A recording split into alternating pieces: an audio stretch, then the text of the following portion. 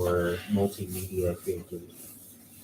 I think it actually was the newspaper, starting in like taking journalism classes, and I really enjoyed the writing style of journalism. But once I got into the like layout and editing of the visual aspect of it, I really fell in love with the visual communication, like how the placement of type or a photo on a page could really enhance or detract from the actual content of a news story. So when I continued on from there and pursued my master's, I went into media production, which in this particular program covered everything from graphic design to audio editing, and like basically I had a podcasting class. Um, Oh, I'm so, so jealous. well, technically, I had a podcasting class. It's the only class I dropped twice Okay. In my master's program, but there Sounds was a like whole my other. philosophy cat. There was another audio editing class that I enjoyed a lot more, and I felt was a lot more instructive to me. But I think I took a lot of techniques from that and that applied it to my current podcasting endeavors. All right, so after or during the newspaper, was this where you decided that, hey, I really like this and I'm going to go more into stuff like this? And you mentioned the style of journalism, the style of like article writing and stuff like that. Like, what about that appeals to you most? I really appreciate the kind of direct, concise way of communicating that doesn't kind of distract with flowery language, which has its place. I really like good old books that have pages and pages of the description of the hill that people are sitting on or whatever. Sounds a bit sarcastic, but I really do enjoy it. Tolkien. Yep. Pages and pages about a character who never shows up again. But in the communication of important news and information that we as journalists believe is important, I think that like direct, clear style of writing really appeals to me in that. And then again, since I like the visual aspect of it, it doesn't detract from the pretty picture I took that illustrates the story so well. So, do you think the pictures with articles kind of tell a whole story as a whole? Excuse me. Do you think the pictures with an article tell a story as a whole more than just print? I think it's important. I think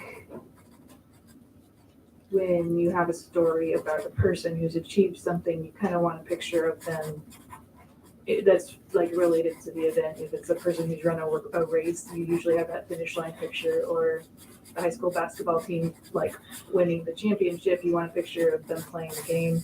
It's important to the people involved, I think, to have that aspect. I've done some freelance photojournalism for a local paper, and their like community news is a really is where newspapers are really thriving these days, and the moms and dads of those kids playing sports want to see their kids in the like the communal children in the paper and see how like people are doing well and thriving. Okay. So walk me through some of the process. Like you become the editor there, and um, what came after that? How did you get to where you are now? Which honestly, I don't exactly know what you do now, but I do follow you on Instagram, and your pictures that you post are, I think, pretty awesome. But Yeah, I think first and foremost, I would describe myself as a photographer. But after undergrad, I did a variety of strange unrelated things. I worked in college admissions for a little while. I helped run a nonprofit for a little while. Um, was unemployed for a little while, and then decided that if I was going to go anywhere, it was to grad school. So that took a couple years, and I broadened my media production um, sphere. um, and now I do basically it's marketing, but I do all kinds of things related to like the visual aspect of marketing at a Hawaiian clothing company, which is awesome. It's I don't know, it's not a laid back job, but we sell laid back lifestyle. Okay. That makes sense. Yeah, Well, cool. I actually didn't know that. That's actually really cool to hear. yeah, it's really great. It's this very small company, so there's I think 7 employees right now, and we're based in St. Louis, Missouri, and we sell Hawaiian clothing. It's really great. Wow. I am impressed, actually. I'm very impressed. I'm not going to hide it. So, Yeah. on the freelance side of things, what were some of the challenges and joys that came along with that? First of all, it seems like it's gonna be great. You can like totally decide what you're gonna do with your own time, and it's gonna be wonderful because you're your own boss. And then you realize you have to do all the work yourself. That was kind of my experience. I really enjoyed doing freelance photojournalism because of the like storytelling aspect of that. And I would say that's a thread that kind of goes through all of my kind of artistic media stuff is I like to tell stories visually. But it's a very competitive market. Any kind of freelance is very competitive. You've got to really promote yourself. I'm much more comfortable promoting other people than myself. So I realized that wasn't for me. So went into a different kind of line of work. Actually was thinking about this earlier, so I wrote down some thoughts about working for clients and some of the like difficulties of that. Sure. Like Hit me with it. there's kind of I think two things that happen, and neither are like super great. There's the person who is really specific about what they want and that doesn't let you any like creative freedom, and then is not happy with what you give them because no one's gonna please them. And then there's the person who's like, just do what you want, like just do something cool. And then again, not happy with what you did because they didn't actually explain what they wanted or didn't know what they wanted in the first place. And I've run into that plenty of times. There's like a happy medium where someone's like, here, this is what I want. These are the things it needs to include. And do your thing. Do you have a story that kind of stands out to you that on either one of those instances where they were just like really specific and they said do this, but what you did they didn't like or they said sucked or they give you too much free reign and still didn't like what you so but or somewhere in the happy medium where somebody was like just do what you want but here's the things. Mm-hmm. You don't got to be too specific, but honestly, how many people are going to listen to this? Right. So I was gonna say my current boss actually, I'm sure she'll never listen to this. probably Is constantly like, oh yeah, just do it like this, and says something. I'm like, okay, I know what that means. I'll do the thing, and she's like, no, please, like forgets that she even like told me anything, and says, no, I told you to do it like this, and I'm like, wait, no, you didn't. You didn't say those words. That happens weekly at least, and I'm adjusting to it. But it's frustrating. But it's also like kind of learning I have the opportunity in this job since it's a full-time job to learn what she wants, and that's a thing that you just don't get with freelance, because if someone hires you and doesn't like what you do, they don't hire you again. Mhm. Mhm. So there's sort of like some job security in it a little bit, maybe. Yeah, I get paid less an hour for a full-time job than I do for freelance, but I also have the opportunity to fix it and get better. Yeah, sort of refine and learn as you go. Mm-hmm. Yeah, I feel that on a spiritual level. Uh, um, so some of the video work that you've done, I'm not so familiar with your work on that side of the craft. What all have you Honestly, done there? I haven't done a whole lot. I did some stuff for grad school, which I really enjoyed. I had to do a short video. I had to like find a story and tell a story. And I found my friend Jim, who has a small airplane, and I like basically followed him around for a day and interviewed him about why he likes flying. And he's older, and it was kind of like he had retired, and his wife was tired of him being at home all day, so she bought him flight lessons, and then it kind of went from there. So then he took me up in the plane, and I did video of that, and the whole thing was my project from beginning to end, and I really liked that. I shot a wedding, which was probably the worst experience of my life, and I'll never do it again. Weddings are the Why? worst. Wait, why? Oh, because man, everyone has it's kind of that like I will say, someone I has will a say, really sorry to specific- interrupt you, but there's always someone, at least in my experience of being part of weddings, and I probably shouldn't admit this out loud, but I'm going to.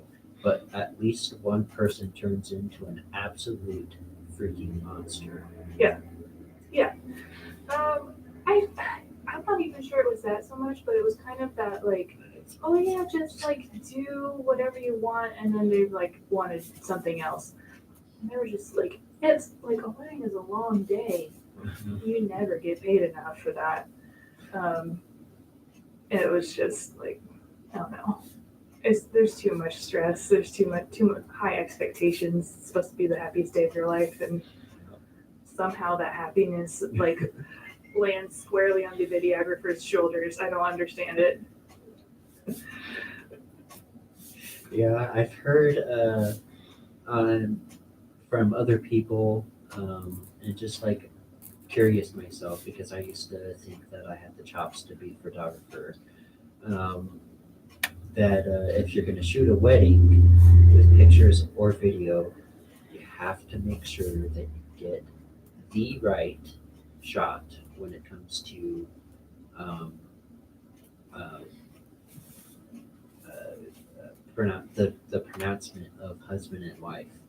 Um, and like if it's got to be like the perfect shot for the perfect kiss that's going to last them, you know, potentially for the rest of their living days. Mhm. And if you mess it up, then See, I you're right. photographed. It is all on your shoulders. Yeah, I photographed several weddings, and that was fine. I was shooting a high school basketball game, and there was an actual shooting at the game, and that was far more enjoyable than videoing a wedding. This is my experience. Wait, like like a gun shooting? Yeah, there was a person was shot. They weren't killed. Whoa! But whoa! And it's Whoa! in St. Louis. Wow! Yeah, Oh my! that's my favorite photojournalism story. Okay. The closest Well, I've gotten to action. oh my goodness. Well, I feel a story coming on, but we'll hear more about that after our break real quick.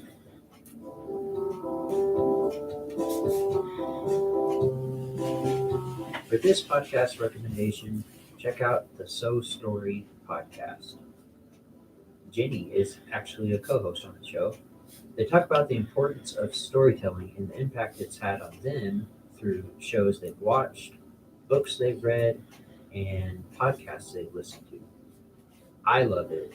The theme music is catchy, and the entire first season is available on Apple Podcasts and other major listening platforms, of course. So go ahead and go subscribe, rate, and review it. And now back to Jake.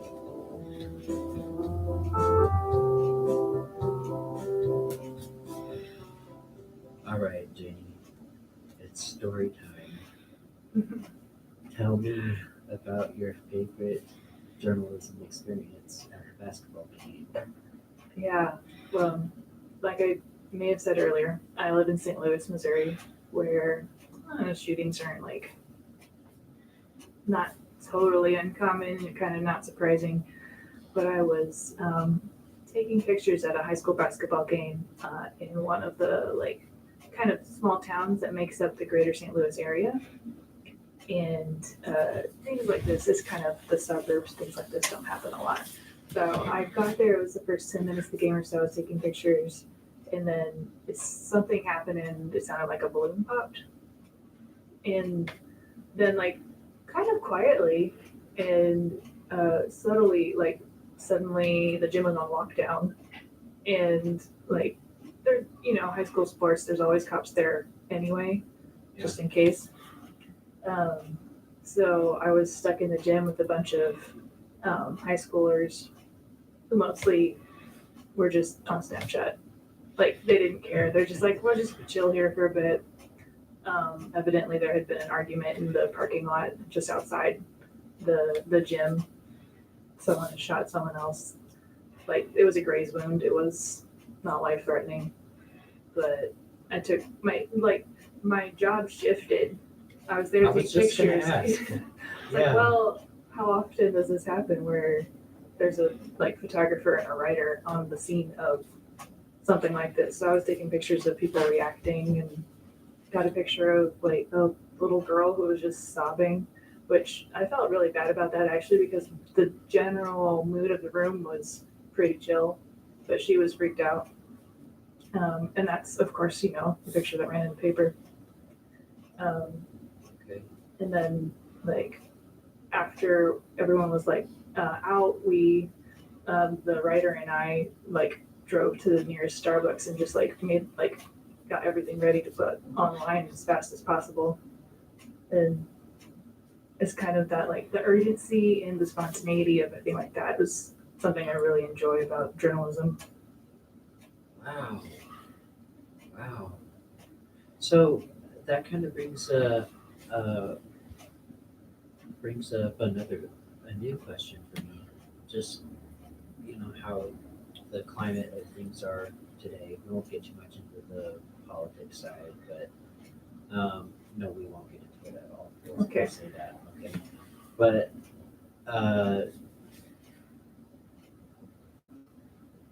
well, maybe a little bit. Um, Only as much as necessary.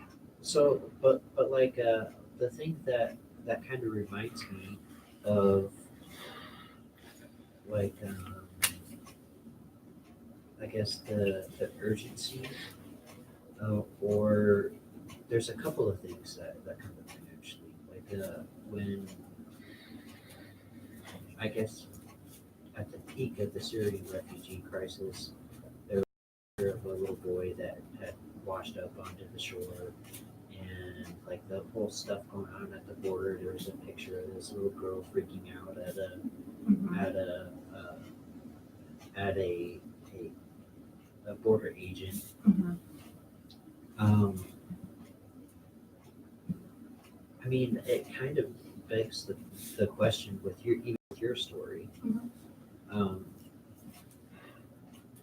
does how much does the media come into play when things happen, and how much does what they do matter?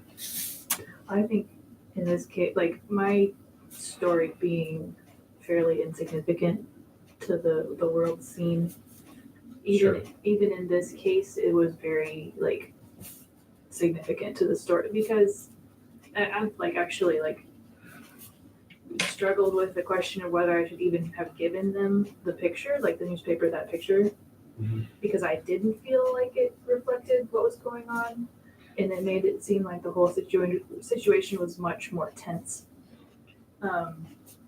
Which this was a community newspaper whose main readers are parents who care about their kids, and if they think their kids are unsafe at school because the picture they saw of this story was a girl freaking out, like it changes the tone of the story.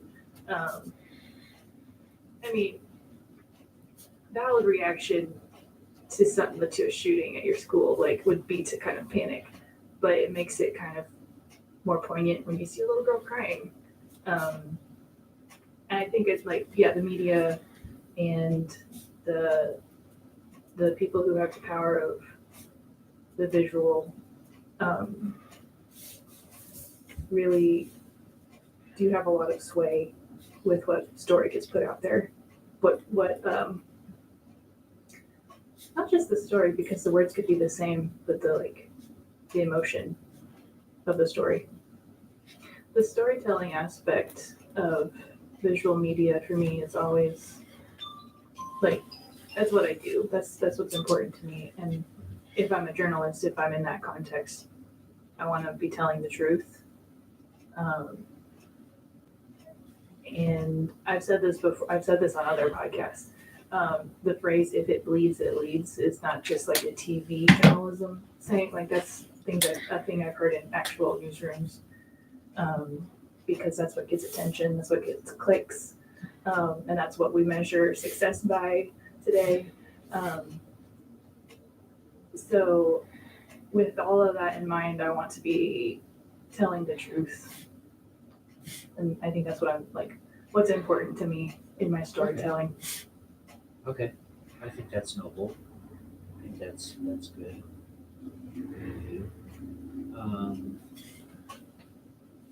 So just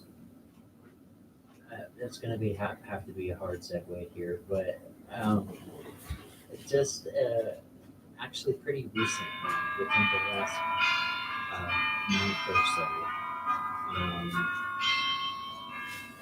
I started listening to your own podcast. And usually I feel like I'm pretty in tune with like people that I know that are like putting things out there, but this has been going on for a while now. I think we started in, when did we start? It's been like the beginning of this year. So Yeah. 9 months, whatever. I have to say I'm a little bit of a podcast snob. Mine doesn't sound great, and when I listen to other amateur stuff, I'm just kind of like, oh my gosh, this sounds awful. Like it's good content, but it sounds awful, you know. Mhm. And but I was just like going through my Instagram story, and because I followed your co-host Mhm. on Instagram as well, Christina, Yep. and stuff would pop up in my story, and I was just like, kind of like, no, no. And then one day I was just kind of like, you know what? Why not? And I know that sounds horrible, but that's not no. a good reason to listen to a podcast. I Well, why totally not? feel the same.